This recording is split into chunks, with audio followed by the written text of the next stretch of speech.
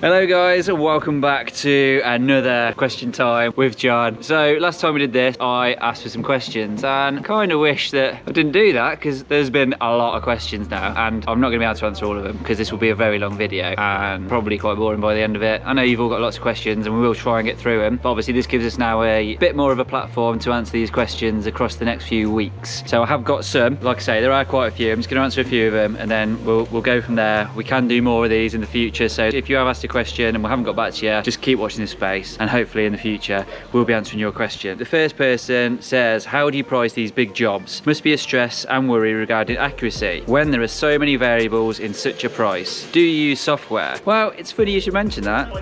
True Trade does it all for you. We keep pumping this and telling you about it. This is the ideal way to do stuff like this because you can literally submit your plans, it will get estimated, it will show basically a massive list of all the materials you need, it shows everything. It's just fantastic. So using stuff like estimators takes a lot of the stress out of it. It's never an exact science, there are always variables because obviously the estimator can't see the physical job. They are effectively going off plans, so there are always some slight variables that you need to consider. You can adjust your profit margins, you can adjust your materials costs, there's loads of different things on there. So using True Trade as a platform to help you with jobs like this makes it a lot easier, so that's what we do really. Hopefully that answers that question. The next one, hope this Q&A series takes off. Would be a shame if it didn't. Can you kindly explain and go through what parts of the works require planning permission or an under permitted development and why, or with what considerations does it become permitted, etc. Curious about the basement skylight, the balcony becoming an ensuite and any extensions. Right, this question is quite an in-depth question and requires quite a massive lengthy answer to it. With regards to permitted development, there's so much in that I can't really answer that question. I can show you what is under permitted development.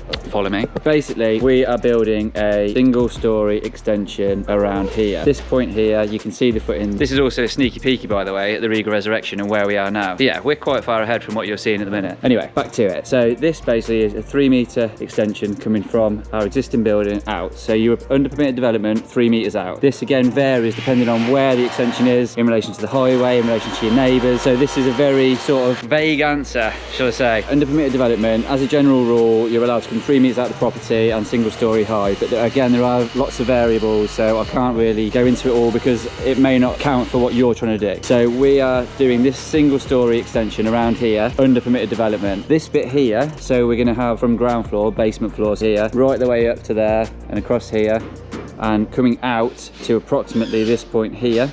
I don't know if this is going to be visually correct, but all that there, that needed to have planning permission. So the issues we had with planning permission, we did originally want a flat roof on here to make our lives a lot easier, and so we didn't have to touch the main roof up top. What the planning committee have decided is that we need to put a pitch roof on this because a flat roof is not considerate to the surroundings.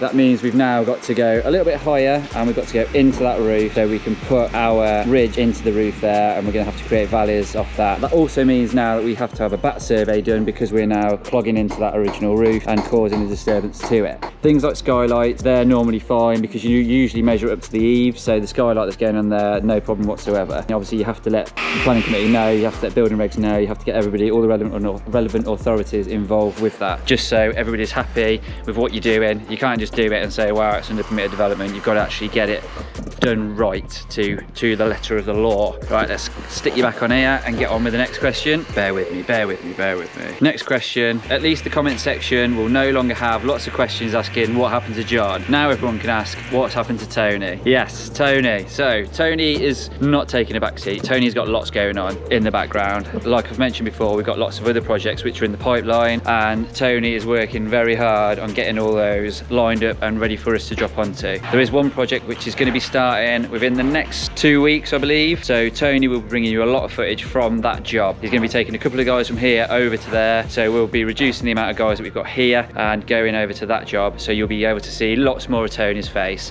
He's also done a video on this job about our drainage, which will be dropping soon in the next couple of weeks, so you'll be able to see that as well. So Tony's not disappeared, he's still here. He is definitely here. He comes in and visits us every morning, makes sure that we're doing our jobs properly.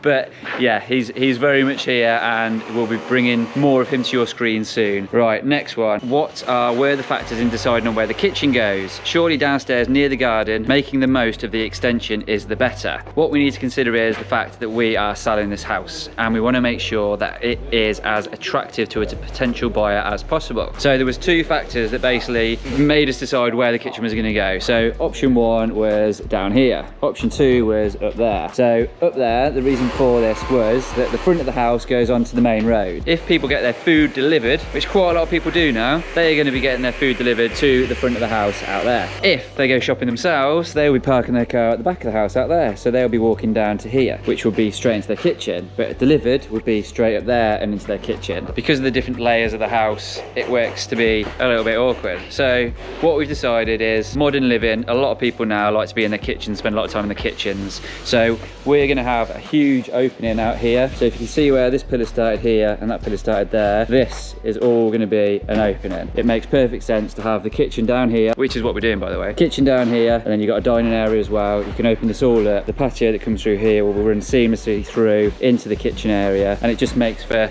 a nicer dining experience, we think. So that is what the defining factors were, really. It was just basically convenience for a potential buyer of the house. And we decided most people will probably just get their shopping in their car. Easier for them just to walk it down the garden straight into the kitchen, and also the modern living aspect of kitchen, dining, being the social hub of the house sort of thing makes it more worthwhile to go down here. Right, good to see you back, mate. Loving the latest videos. Will we be seeing any lime plastering on this project? No is the short answer. No, we won't. So the front of the house is lime render, but we are going to save it. We're not knocking it all off. The majority of it is perfectly fine. There are a few bits which are pretty hollow. Let's go and have a look. Let's go and have a look.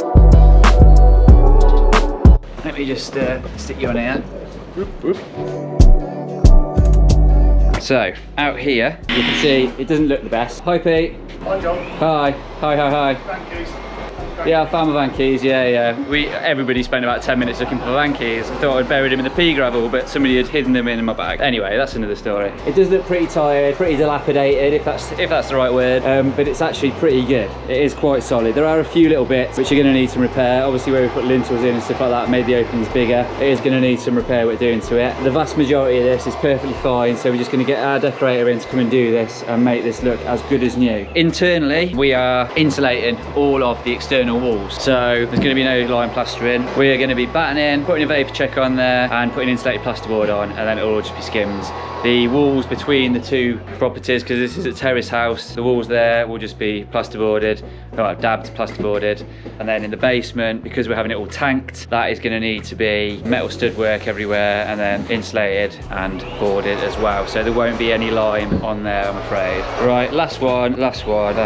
This is a very good one and perfectly timed. Pete is a cool guy, polite and pleasant, always positive and smiling, hard-working and skilled. He explains things well too. Yeah, if only I knew. I didn't say that.